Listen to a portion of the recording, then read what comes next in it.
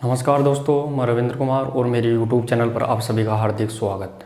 दोस्तों, आज की इस महत्वपूर्ण क्लास में जो प्रतिदिन की क्लासों के हिसाब से ही अपन आगे बढ़ रहे हैं, तो आज की जो अपनी इम्पोर्टेंट क्लास रहेगी वो रहेगी द्वितीयक वायु यानी सेकंड विंड। दोस्तों, सेकंड विंड किसे कहते हैं या द्वितीयक वायु किसे कहते हैं वो अपने को जानना है।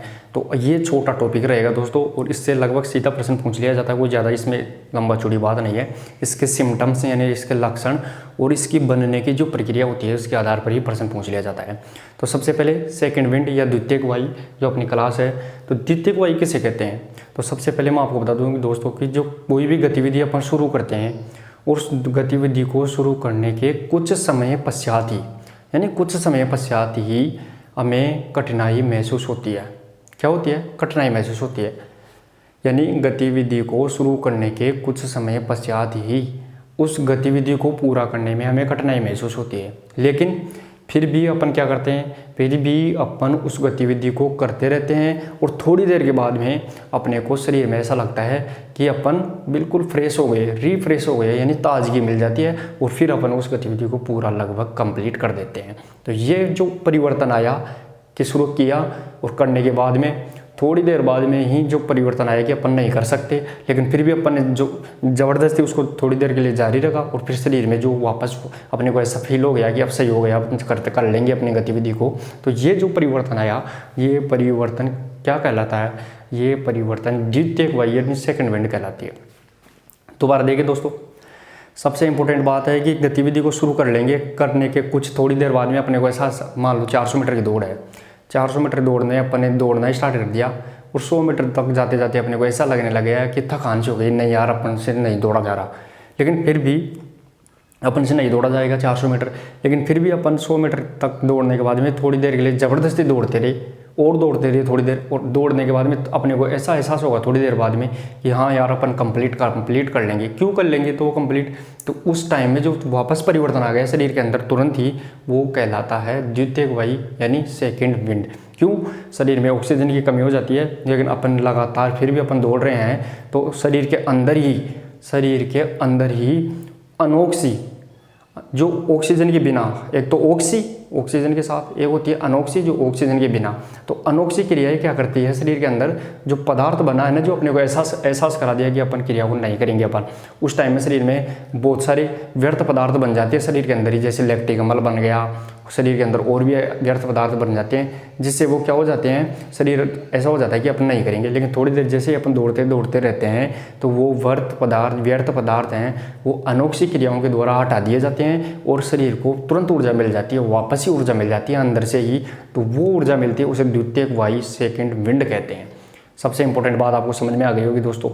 मैंने सबसे पहले दोबारा बता दिया कि क्रिया को करने के बाद थोड़ी देर बाद में अपने को थकान सी महसूस होती है, कठिनाई महसूस होती है कि अपन अब क्रिया को नहीं कर सकते, लेकिन फिर भी ज़बरदस्ती उसको थोड़ी देर के लिए और करते हैं। करने के बाद में तुरंत ही अपने को ऐसा एहसास होता है कि शरीर में अपन की ताजगी महसूस हो जाती है, बिल्कुल फ्रेशनेस फील होता है, और अपन उस क्रिया को क्या कर लेते हैं, तुरंत ही कंप्लीट कर देते हैं। लेकिन जो ये परिवर्तन मतलब पहले अपने को कठिनाई महसूस हुई, फिर अपन उसको आसानी से करने लग गई, तो ये जो परिवर्तन हुआ वो सेकंड विंड कहलाएगी। तो ये आपको समझ में आ गया होगा दोस्तों। अब जो सेकंड विंड में सबसे पहले इसका प्रतिपादक यानी इस शब्द को देने वाला कौन है, तो सेकंड विंड की खोज करने वाला वो रहेगा बाहर शेपर्ड। इसका वैज्ञानिक रहेगा बाहर शेपर्ड। तो सबसे पहले सेकंड विंड का प्रतिपादक बाहर शेपर्ड, ये आपको ध्यान रखना है। इसका प्रतिपादक कौन रहेगा, तो वो बाहर शेपर्ड रहेगा। सेकंड विंड द्वितीयक वायु का प्रतिपादक बाहर शेपर्ड रहेगा। अब इसमें फैक्टर लिखेंगे अपन लाइन टू लाइन, वो ही अपने को याद रखने हैं। तो पहला, गतिविधि को शुरू करने के कुछ समय पश्चात, गतिविधि को, इसमें जो क्या आएगा, गतिविधि को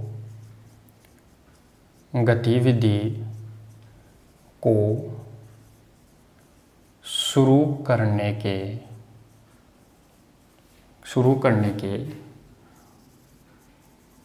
कुछ समय पश्चात,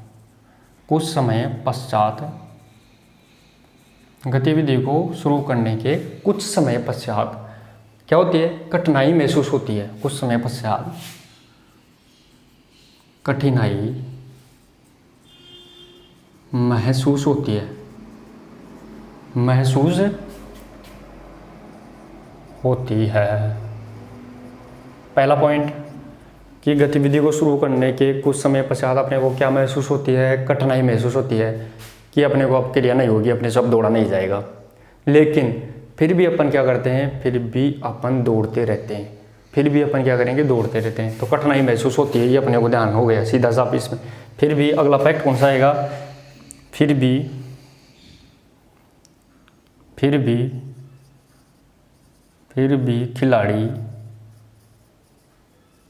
खिलाड़ी उस गतिविधि को, यानी जो कर रहा है उस गतिविधि को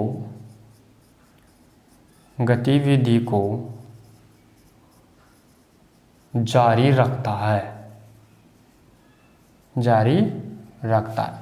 दोबारा देखिए कि गतिविधि को शुरू करने के कुछ समय पश्चात अपने को कठिनाई महसूस होगी कि अब मेरे से क्रिया बिल्कुल भी नहीं होगी, सीधी सी बात। लेकिन फिर भी क्या करते हैं, फिर भी खिलाड़ी उस गतिविधि को जारी रखता है, मतलब करता ही रहता है, फिर भी वो करता ही रहता है। ऐसा नहीं कि रोक देगा, कठिनाई महसूस हो गई कि अब नहीं होगा, लेकिन फिर भी वो क्या करता है, जारी रखता है। आगे अब जारी रख रहा है तो कुछ समय पश्चात उसको ताजगी महसूस होती है। कुछ समय पश्चात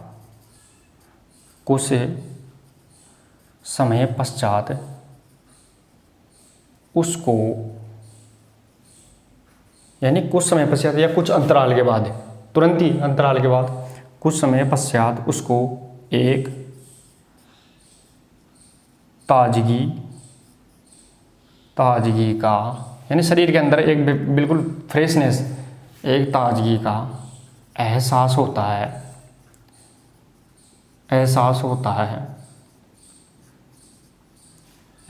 है तथा वह क्रिया आसानी से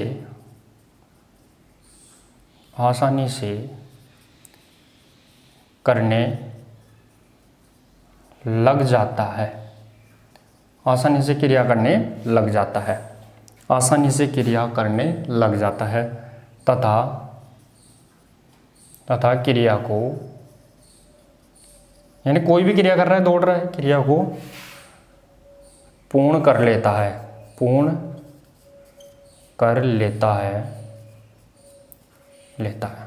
क्रिया को क्या कर लेता है, तो आखिर में वो पूर्ण कर ही लेता है। अब आगे तो ये परिवर्तन आया, पहले कठिनाई, फिर कठिनाई के बाद में फिर भी वो कर रहा है, और करने के बाद में फिर उसके शरीर में थोड़ी देर बाद में एक ताजगी का एहसास होता है और वो पूरी क्रिया को कंप्लीट कर देता है। तो ये परिवर्तन आया, ये परिवर्तन ही क्या कहलाया, ये परिवर्तन ही द्वितीयक वायु यानी सेकंड विंड कहलाई। तो यह परिवर्तन ही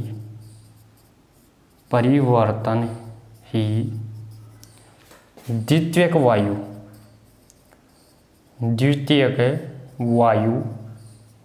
या सेकंड विंड कहलाती है। ये अपने को ध्यान रखना है दोस्तों।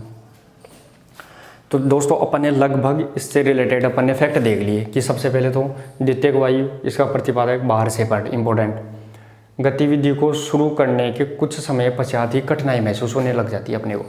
मान लो अपन गतिविधि 400 मीटर दौड़ स्टार्ट कर दी है, 100 मीटर के जाते जाते अपने को क्या लगने लग गया कि अब नहीं होगा, मेरे से थकान होने लग गई शरीर के अंदर।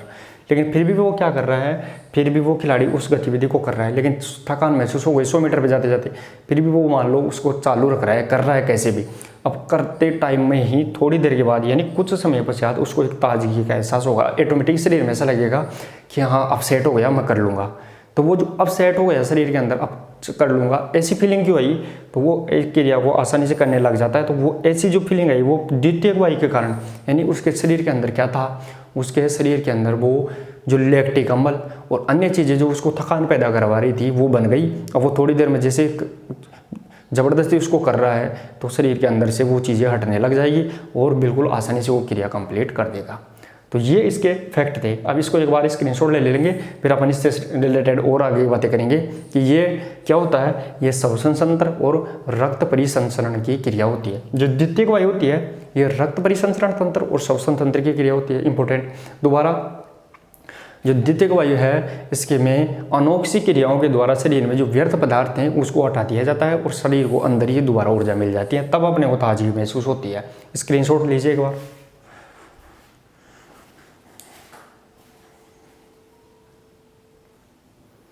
अब आगे देखिए दोस्तों, अब ये क्रिया किससे संबंधित होती है? जो द्वितीयक वायु होती है ये किससे संबंधित होती है? तो ये खिलाड़ी के श्वसन तंत्र और रक्त परिसंचरण तंत्र से संबंधित क्रिया होती है।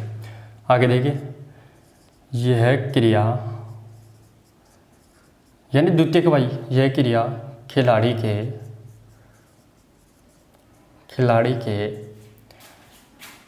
रक्त परिसंचरण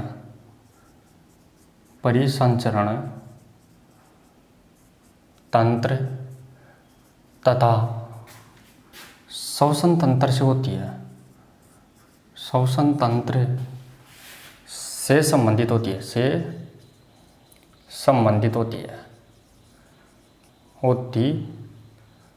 है। क्यों? क्योंकि जो द्वितीयक वायु है खिलाड़ी के रक्त परिसंचरण तंत्र और श्वसन तंत्र से संबंधित क्रिया होती है। क्यों होती है? क्योंकि अपन थकान हो गई दौड़ते दौड़ते तो श्वास लेंगे तो श्वसन तंत्र, और श्वास किसके माध्यम से जाएगी? ऑक्सीजन, तो वो रक्त के माध्यम से जाएगी पूरे शरीर में, तो रक्त परिसंचरण तंत्र। इसलिए दोनों ही क्रियाएं रक्त परिसंचरण तंत्र और श्वसन तंत्र से संबंधित द्वितीयक वायु होती है, ये भी अपने को ध्यान रखना है। आगे क्या आएगा? तो आगे इसके में अनोक्सी यानी द्वितीयक वायु में अनोक्सी चयापचय के द्वारा जो शरीर के अंदर जो व्यर्थ पदार्थ बन गए, जो कठिनाई महसूस हो रही थी उस टाइम में अपने शरीर में व्यर्थ पदार्थ बन गए, तो वो हटेंगे कैसे? अनोक्सी क्रियाओं के द्वारा शरीर के अंदर ही अनोक्सी क्रियाएं कर देंगे। बिना ऑक्सीजन की क्रियाएं जो होती है उसे अनोक्सी क्रियाएं कहते हैं, और इसके द्वारा लैक्टिक अम्ल शरीर में हटना स्टार्ट हो जाएगा और अपने को क्या मिल जाएगी? ऊर्जा मिल जाएगी। तो अगला फैक्ट कौन सा निकल के आएगा इसमें? अगला फैक्ट रहेगा इसमें द्वितीयक वायु के समय द्वितीयक वायु के समय शरीर में अनोक्सी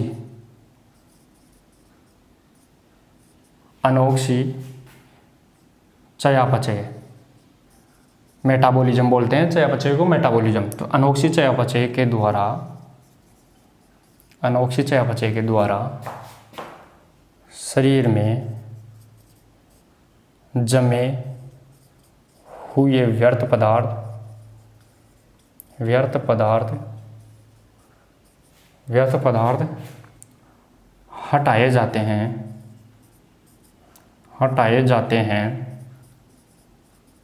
पदार्थ हटाए जाते हैं और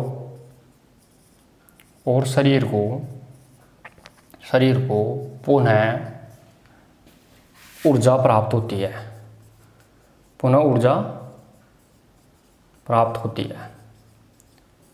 ये अपने को ध्यान रखना है कि शरीर में द्वितीयक वायु कौन सी है? जिस टाइम में अपन क्रिया को नहीं कर पा रहे हैं, कठिनाई महसूस हो रही है, वो बोलते हैं द्वितीयक वायु। द्वितीयक वायु के समय शरीर में क्या हो रही है? अनोक्सी चयापचय के द्वारा जो शरीर में जमे हुए व्यर्थ पदार्थ हैं उनको हटाया जाता है और शरीर को पुनः ऊर्जा प्राप्त हो जाती है और तुरंत पुनः ऊर्जा प्राप्त होती है। अपन उस क्रिया को लगातार करते रहते हैं, आसानी से उसको कंप्लीट कर लेते हैं।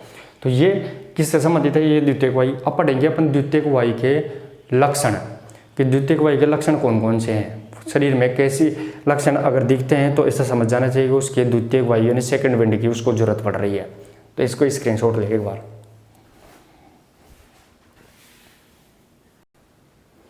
तो चलिए दोस्तों, अब देखते हैं अपन द्वितीयक वायु के लक्षण, कि द्वितीयक वायु के लक्षण कौन कौन से हैं, कि अपने उस शरीर में कौन कौन से लक्षण दिखेंगे, तब अपन मान जाए कि ये द्वितीयक वायु होगी, अब इसके शरीर में इसकी जरूरत पड़ रही है, यानी थकान बहुत ज़्यादा हो गई। तो अगला फैक्ट आएगा द्वितीयक वायु के लक्षण। द्वितीयक वायु के लक्षण यानी सिम्टम्स। अब कौन कौन से लक्षण है वो देखते हैं। सबसे पहला तो अपने यहाँ पे अपने को लक्षण याद रखने हैं, बाकी इसको अलग से। तो पहला लक्षण आएगा इसमें कि द्वितीयक वायु का पहला लक्षण, इसमें गहरी श्वास हो जाती है, गहरी श्वास लेने लग जाता है खिलाड़ी, या बार बार बहुत भयंकर श्वास ले रहा है। इसका मतलब उसके शरीर में क्या हो गया? लैक्टिक अम्ल जम गया, व्यर्थ पदार्थ जम गए, अब उसको द्वितीयक वायु की जरूरत पड़ रही है इसके लिए। तो गहरी श्वास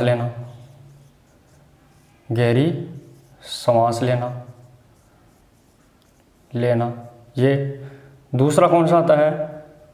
दूसरा आता है श्वसन की गति तीव्र, बार बार श्वसन दबा ले रहा है, वो बहुत भयंकर तरीके से श्वास आ रही है, जा रही है, आ रही है, जा रही है, अपन दौड़ते हैं तो बहुत हाँफते रहते हैं, तो वो श्वसन की गति हो गई।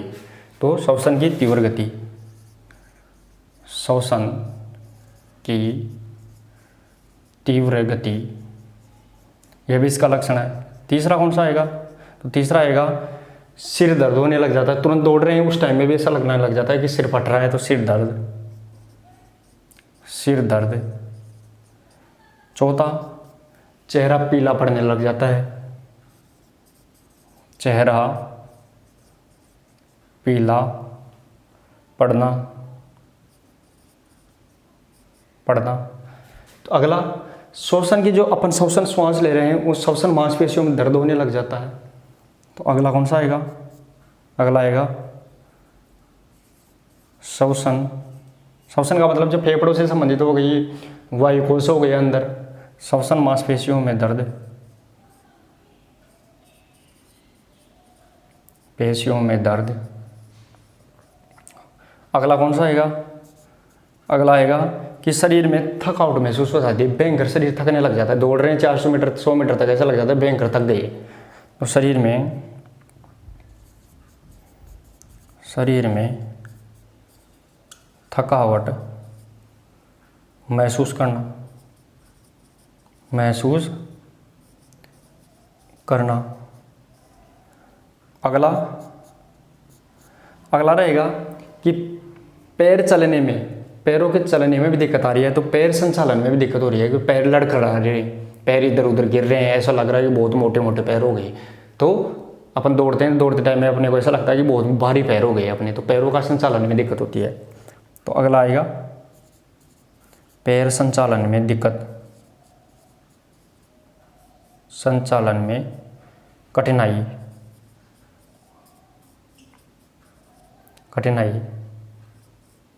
इसके अलावा इम्पोर्टेंट कि शरीर में रक्त, ब्लड के अंदर लैक्टिक अम्ल का जमना, ये इम्पोर्टेंट होता है। सबसे ज़्यादा थकान का कारण यही होता है कि शरीर में लैक्टिक अम्ल का जमना। अगला कौन सा होगा? अगला होगा लैक्टिक अम्ल का रक्त में जमना, लैक्टिक अम्ल का शरीर में जमना। तो दोस्तों ये अपने टोटल क्या थे? ये द्वितीयक वायु का लक्षण है, ये भी अपने को याद रखना है कि सेकेंड विंड के लक्षण कौन कौन से हैं, कि अपने को कैसा ऐसा शरीर पे ये प्रभाव दिखने लग जाए तो इसका मतलब उसके शरीर में भयंकर थकान आ गई तुरंत की तुरंत ही, यानी गहरी श्वास लेना, श्वास की गति तीव्र, बार बार श्वास लेना, सिर दर्द होता है, चेहरा पीला पड़ जाता है तुरंत ही दौड़ते वक्त में ही, और श्वसन मांसपेशियों में दर्द होना, यानी श्वास लेने में भी बहुत दिक्कत होने लग जाती है, शरीर में थकावट महसूस हो जाती है तुरंत ही, और पैर भी ऐसे लग रहे हैं जैसे बहुत भारी हो गए, इधर उधर गिर रहे हैं, और लैक्टिक अम्ल रक्त में जम जाता है। तो ये सारे लक्षण किसके हैं? ये टोटल लक्षण है सेकेंड विंड के। अब दोस्तों इसके बाद में पढ़ेंगे अपन द्वितीयक वायु होती क्यों है शरीर में, ये तो लक्षण है, लेकिन ये शरीर में आई क्यों, किस कमी के कारण आई, वो पढ़ेंगे। इसका स्क्रीनशॉट लीजिए।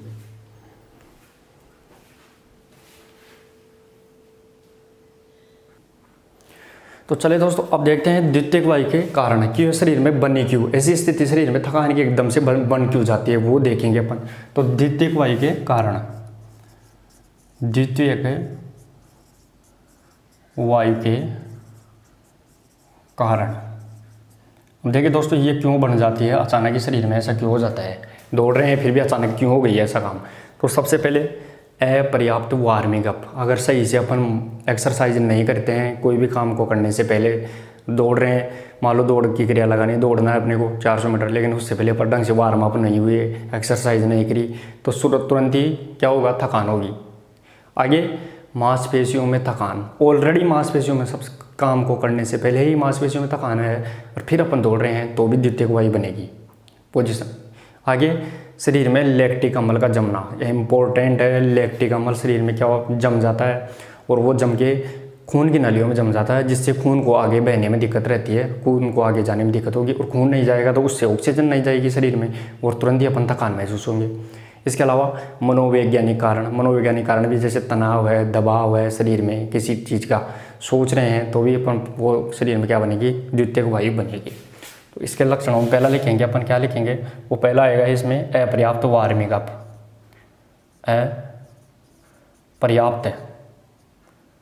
अपर्याप्त वार्मिंग अप, ये अपने को ध्यान रखना। आगे अगला आएगा इसमें पेशियों में थकान, पेशियों में पहले से ही थकान है, मान लो कोई काम कर लिया और फिर अपन दौड़ रहे हैं तो और भी परेशान होंगे, तो पेशियों में थकान होना। इसके अलावा आगे तीसरा कौन सा आएगा कि लैक्टिक अम्ल का शरीर में जमना। अगला आएगा लैक्टिक अम्ल को अपन हिंदी में बोलते हैं दुग्धाम्ल है, दुग्धाम्ल, लैक्टिक अम्ल का जमा होना जिससे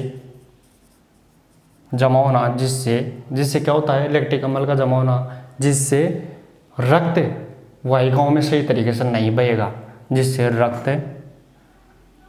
जिससे पेशियों में रक्त की आपूर्ति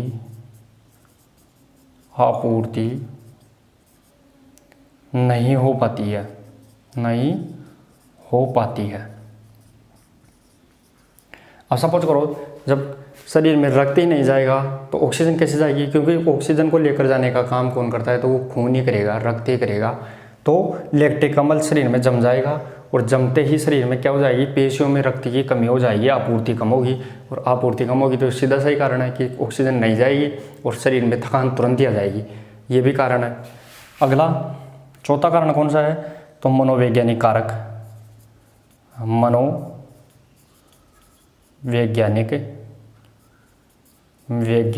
कारक। मनोवैज्ञानिक कारक में यानी साइकोलॉजिकल कारक, मनोवैज्ञानिक कारक है साइकोलॉजिकल भी, आदमी दिमाग से भी डिस्टर्ब रहता है तो भी थकान तुरंत आ जाती है। तो उसमें मनोवैज्ञानिक कारक में कौन कौन से होंगे, दबाव, मान लो किसी भी चीज़ का दबाव है, कोई ऊपर अपने को दौड़ करना है, कोई अपने को चैलेंज दे दिया कि 400 मीटर दौड़ करनी है, तेरे को दूसरे स्थान तक आना ही है, तो दबाव हो गया अपने ऊपर पहले से ही। अब दबाव मनोवैज्ञानिक, तो तुरंत ही अपने को थकान हो जाएगी, क्योंकि अपन दिमाग में वही चीज़ सेट करके भाग रहे हैं कि अपने को दौड़ना ही है, दूसरा स्थान तक लाना ही है, तो अपने को दबाव होते ही अपन तुरंत वो थकान महसूस होगी। आगे तो इसमें मनोवैज्ञानिक कारकों में कौन सा आएगा, तो उसमें आएगा दबाव, किसी का चीज़ का भी दबाव हो सकता है, तनाव हो सकता है, दबाव हो गया, तनाव हो गया, घबराहट हो गई। अपन दौड़ते हैं, दौड़ने से पहले या कोई काम करते हैं उससे पहले अपनी घबराहट होने लग जाती है, तो वो घबराहट भी इसमें आएगी, घबराहट हो गई। इसके अलावा बेचैनी हो गई, बेचैनी तथा अगला चिंता, किसी भी चीज़ की चिंता है तो भी अपने ये चीज़ें बनेगी। तो मनोवैज्ञानिक कारणों में तनाव, दबाव, घबराहट, बेचैनी और चिंता, ये सभी फैक्टर भी अपने को क्या करते हैं, तो सेकंड विंड यानी द्वितीयक वायु के कारण बनेंगे। ये भी अपने अगर शरीर में ऐसी चीज़ों भी अपन सोच लिया किसी भी काम को करने से पहले, तो अपने शरीर में थकान अवश्य आएगी, ये कन्फर्म है। इसके अलावा कि अपर्याप्त वार्मिंग अप, अगर ढंग से अपने एक्सरसाइज नहीं किया तो एक्सरसाइज नहीं करेंगे तो भी अपने क्या आएगी, तो भी अपने थकान आएगी, निश्चित है। यानी दौड़ रहे हैं, सपोज करो अपन ने ढंग से एक्सरसाइज नहीं की और अपने को डायरेक्ट 400 मीटर या 800 मीटर की दौड़ने के लिए भेज दिया ट्रैक के ऊपर, तो ट्रैक पे जाते ही अपन 100 मीटर दौड़ते ही अपना पौधेना खत्म हो जाएगा तुरंत ही। क्यों आ जाएंगे, थकान आएगी अपने निश्चित तौर पर। अपन वहीं पे ऐसा लगेगा इधर ही बैठ जा, दौड़ना तो दूर, वापस जाना भी मुश्किल हो जाएगा। तो ये क्यों हो रहा है, वो वार्मिंग अप सही नहीं किया तब होगा। पेशियों में थकान होना, ऑलरेडी पेशियाँ मान लो अपनी मसल से कोई काम करके अपन थके हुए हैं, पर फिर भी अपने को ट्रैक पे ले जाके डाल दिया कि आप दौड़ो, क्या खाक दौड़ेगा वो बेचारा, पहले से वो टूटा हुआ है और आगे आगे दौड़ेगा तो वो कहीं बीच में जाके गिरेगा, निश्चित है उसका क्या दौड़ के निकलेगा आगे। अब आगे इसमें लैक्टिक अम्ल का जमा होना, इसमें पेशियों में रक्त नहीं आपूर्ति। अगर अपन मान लो दौड़ रहे हैं और दौड़ते दौड़ते ही शरीर के अंदर लैक्टिक अम्ल बन गया, लैक्टिक अम्ल शुरू में जरूर बनता है, लेकिन ये क्यों नहीं बनेगा, अगर ढंग से एक्सरसाइज करके आएंगे तो शरीर में फिर नहीं बनेगा जल्दी से। लेकिन अगर डायरेक्ट ही अपन मैदान में या ग्राउंड में उतरेंगे और कोई काम कर रहे हैं मजबूती का, थकान का या मेहनत का, तो शरीर में लैक्टिक अम्ल बनेगा और जितनी भी जो खून की नलियाँ होती है वो खून की नलियों में क्या वो जमने लग जाता है, और खून की नलियों में जमेगा तो खून को वो आगे बहने नहीं देगा, उसकी आपूर्ति नहीं होने देगा। और आपूर्ति नहीं होगी तो ऑक्सीजन नहीं जाएगी, क्योंकि खून के अंदर, खून में से ही ऑक्सीजन जा रही है, तो वो ऑक्सीजन नहीं जा पाएगी। और ऑक्सीजन नहीं जाएगी तो अपने को तुरंत ही थकान मिलेगी, यह थकान निश्चित है। और लास्ट में मनोवैज्ञानिक कारक बता दिया मैंने कि आपको तनाव, दबाव, घबराहट, बेचैनी, चिंता, ये जितने भी कारण हैं, अगर किसी चीज़ का अपन काम कर रहे हैं, तनाव है, दबाव है, तो वो निश्चित तौर पर वो आदमी उस कार्य में सही तरीके से सफल नहीं होगा, क्योंकि वो मेंटली क्या है, डिस्टर्ब है। तो दोस्तों इस प्रकार अपन ने एक बार स्क्रीनशॉट लीजिए, फिर देखते हैं अपन।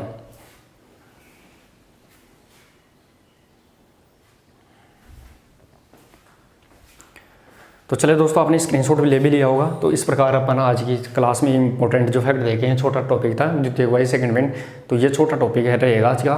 तो आप इस प्रकार अवश्य इसको फैक्ट करनी नोट कर ले। अब अपनी नेक्स्ट क्लास में जो टॉपिक आएगा वो आएगा ऑक्सीजन डेप्थ, यानी ऑक्सीजन कर्ज। वहाँ भी अपने वो ऑक्सीजन से रिलेटेड और यहाँ भी ऑक्सीजन से रिलेटेड ही बात है, लेकिन ये क्रिया के तुरंत अंदर ही हो जाती है। यहाँ पे मैं आपको बता दूं दोस्तों, इसके बाद में जो क्लास पढ़ेंगे वो पढ़ेंगे अपन ऑक्सीजन डेप्थ। यहाँ पे मैं सीधा से एक बार आपको टचअप करा देता हूँ, फिर पता लग जाएगा आपको। तो ऑक्सीजन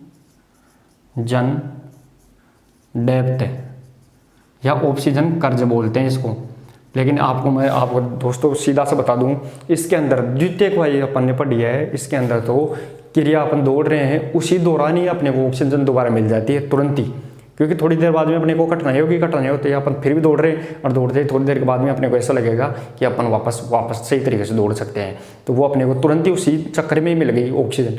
लेकिन ऑक्सीजन डेप्थ में क्या होगा, ऑक्सीजन कर्ज में क्या होगा, तो ये क्रिया के बाद में होगा। काम कर लिया, करने के बाद में हम बैठ गए, दौड़ के आ गए 400 मीटर, अब बैठेंगे, अब अपने शरीर कितनी ऑक्सीजन ले रहा है वो कहलाएगी ऑक्सीजन कर्ज। यानी सामान्य स्थिति में ऑक्सीजन ले रहे थे, पहले तो अपन कोई काम नहीं कर रहे, बैठे बैठे अभी मैं खड़ा हूँ तो ऑक्सीजन ले रहा हूँ, तो और अगर अब दौड़ कर आऊँगा फिर ऑक्सीजन लूँगा तो पता चलेगा कि पहले तो ऑक्सीजन कम ले रहे थे, अब ज़्यादा ले रहे, तो वो ऑक्सीजन कर्ज कहलाएगी। तो ये क्रिया के बाद में होती है। तो आपको ये क्लास कैसी पसंद आई, अगर पसंद आई हो तो वीडियो को शेयर, लाइक और चैनल को सब्सक्राइब भी करते रहे, और अपनी इंपॉर्टेंट क्लासों से आप जुड़ते रहे। मिलते हैं कल एक और इंपॉर्टेंट क्लास के साथ, ऑक्सीजन डेप्थ के साथ। तो तब तक के लिए धन्यवाद, थैंक यू सो मच।